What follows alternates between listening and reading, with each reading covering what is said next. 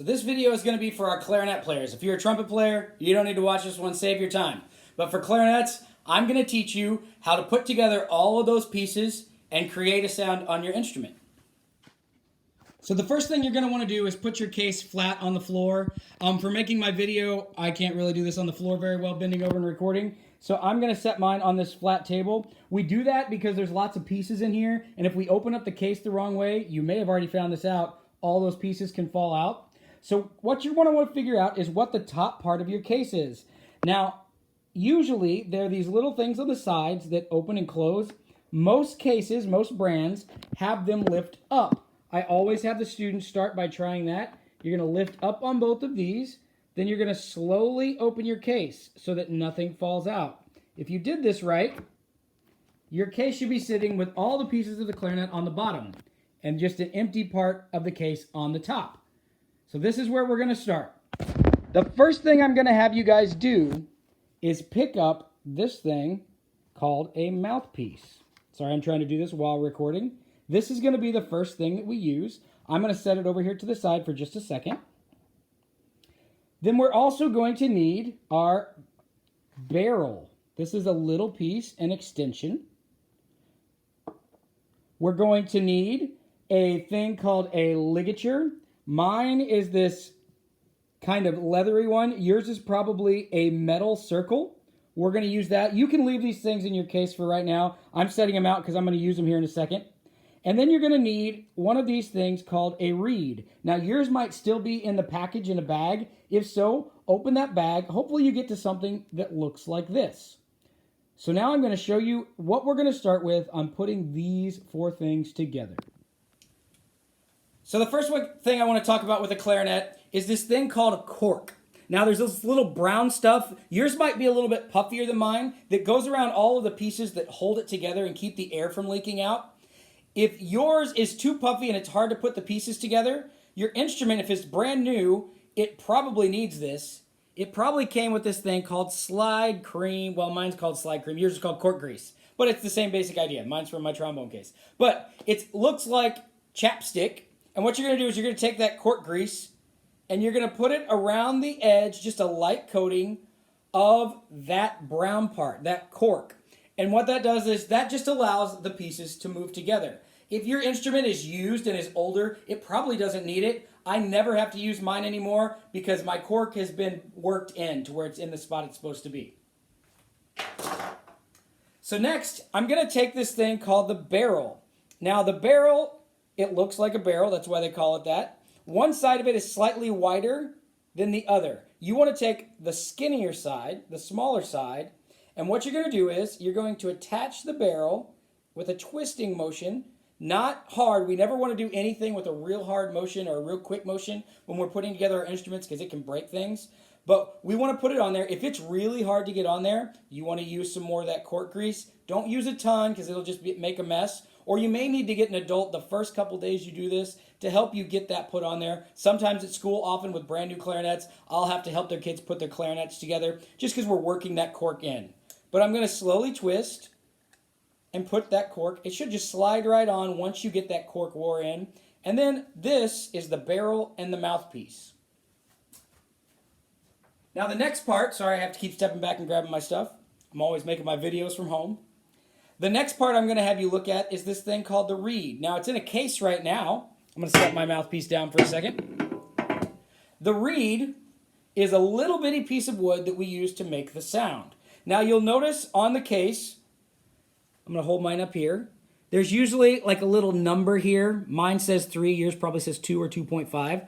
But that's where you want to put your index and your first finger. And then on the other side, on just the plastic, you're going to put your other finger and you're going to pull out lightly. You don't want to move anything too fast because this little reed is so narrow that if it jams into something, it can chip. And these cost about $2 a piece if you have to replace them, which you'll have to replace them at some point. But usually your instrument comes with a couple. If not, you'll need a reed to play.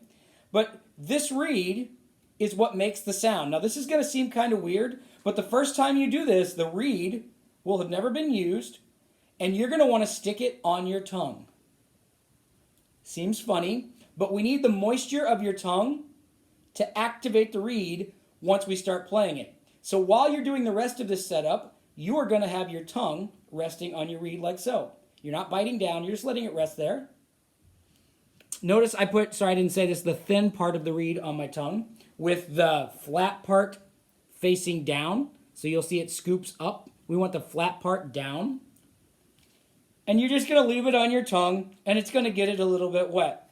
Now, once you feel like you've got some moisture on it, sorry, I'll take it out of my mouth to talk. Once you feel like you've got some moisture on it, you're going to take the flat part of that reed, and what you'll see is the side of the mouthpiece has a flat part here and then an opening. That flat part of the reed lines up against that opening. And you're going to want to get the top part of it to line up perfectly with the curve. If it's too low, you'll let a lot of air leak. If it's too high, you'll see the reed on the other side. We don't want that. Don't worry about this extra little thing on my mouthpiece yet. You guys don't have that. But you're going to want to line the reed up with the very top of the mouthpiece. Once you have that lined up, hold it down in front of you to double check. It's real important that that is lined up because that placement is what helps create our sound. You're going to take your thumb and hold the reed in place like so. So it's staying on there so it's not moving. Now you're going to need that metal thing that looks kind of like a circle with some screws on it. If yours isn't metal, you might have one like this. This is a slightly nicer one than the metal one. It's a little more expensive, but I teach and use this all the time, so I have a different one. And this is called a ligature. Ligature, ligature. This is just basically the thing that holds the reed on the instrument. Now, when you're holding the mouthpiece, you want to hold it to where the reed is facing you. So right now, I'm holding it in my left hand. My thumb is facing up with the reed so I can see the reed. And then the screws on the ligature usually go to the right. So if I'm holding it this way, the screws are going to go to the right. Now, my ligature is a little different than yours. If you have one that looks like mine, that's a soft one, your screw is going to be on top of the mouthpiece. If you have a metal one, it's going to be, the screws are going to go on the bottom side. Now, if you have a metal one also, your ligature, just like your barrel, is going to have a slightly skinnier side and a fatter side on the bottom. You want the skinnier side on top because it goes down to the shape of the mouthpiece. And you're going to slide that ligature down. And what you want is for it to slide down to where it's covering only this thick part of what we call the cane. You want it down here, not on this part that's shaved off, down here on the thick part. And you're going to slide that on, and then lightly, while your thumb is still holding it together, this is a tricky part at first. You'll get used to it, and it'll be really fast eventually. You're going to lightly tighten those two screws. You have a metal one? Probably. So you have two screws. I just have one. And what will happen if we do this right and the screws are tightening on there, your screws will be on the bottom side. Mine's on the top side. Your screws will be on the bottom side. It will hold your reed in place on the mouthpiece to where the reed is not moving around. If you can touch the side of the reed and move it a lot, you probably need to tighten it just a little bit, but don't crank on it because that can break things. So you just want it tight enough to that reed where that reed is not going to move. Now notice my ligature is not covering any of the shaved part of the cane. It's only covering the thicker part. It's only covering the thicker part. So the bottom of that ligature, where I'm touching right now, that's where your screws will be. They're on the thicker part of the cane. So this sets us up to create our first sound on the clarinet. So I want you to right now pause the video and get your setup looking like mine, where you have the ligature holding the reed on the mouthpiece and the mouthpiece attached to the barrel. So hit pause, figure that out, and then come back to this. Okay, so hopefully you just paused it and figured all that out.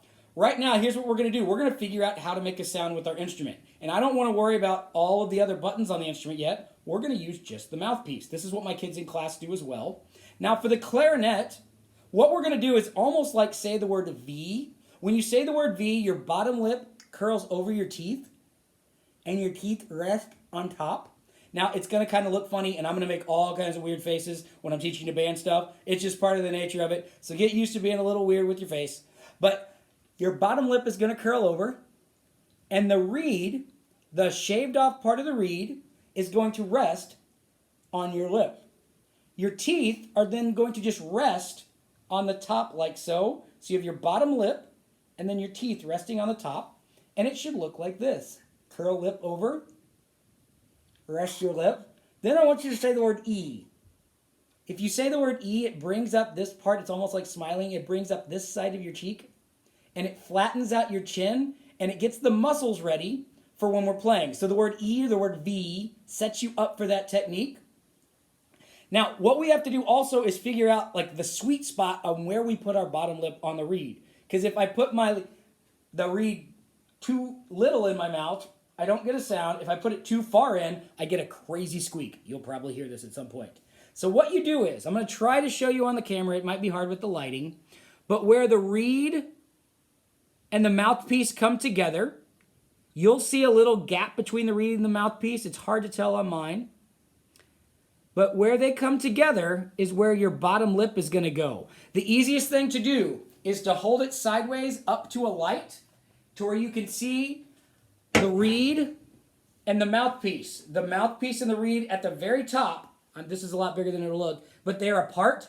The point where they come together is where you want your bottom lip to rest. And if you don't get this right at first, don't worry. You're going to practice this. But what we're going to do is curl our bottom lip over again. Try to find that sweet spot. I'm holding it up to the light. I'm pointing to the sweet spot right where the V is, where the reed meets the plastic part of my mouthpiece. And I'm going to set that on this lip right here. Then I rest my teeth on top. And then I want the clarinet to come down at like a 45-ish degree angle, like so.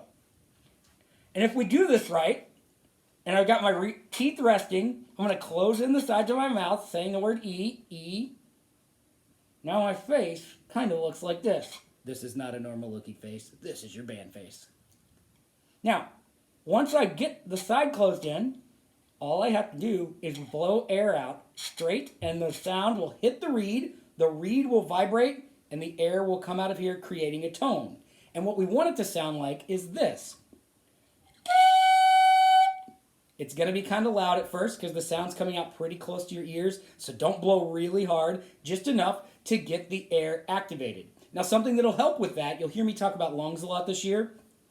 You're going to want to sit up tall and keep your shoulders back so that you're not pinching off your lungs. If you're sitting slouched or your head's down, the air is traveling in weird V-shaped pattern. We don't want that. We want our shoulders up, our chin parallel to the floor. Put the mouthpiece in your mouth, covering over, and blowing. Right now, I want you to pause the video and see if you can get that sound.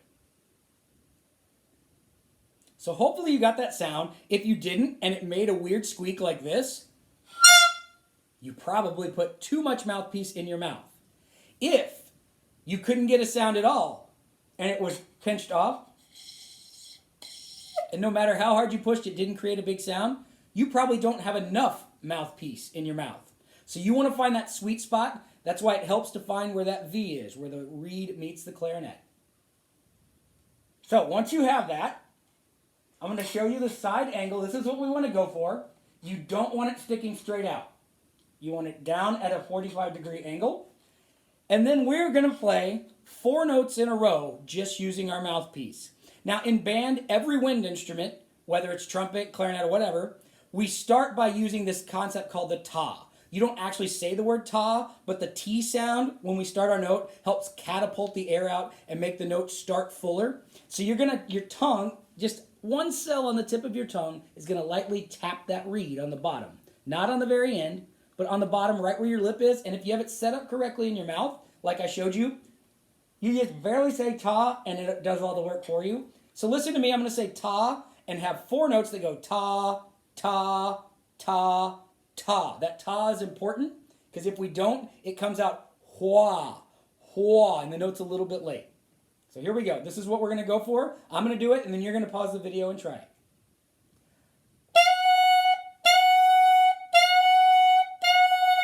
It's going to be loud and annoying sounding. Embrace that. Once you put the whole clarinet together, it won't be as loud and annoying. This is where we start, though. So make sure you can get 4 tas with your instrument set up correctly with this before you move on.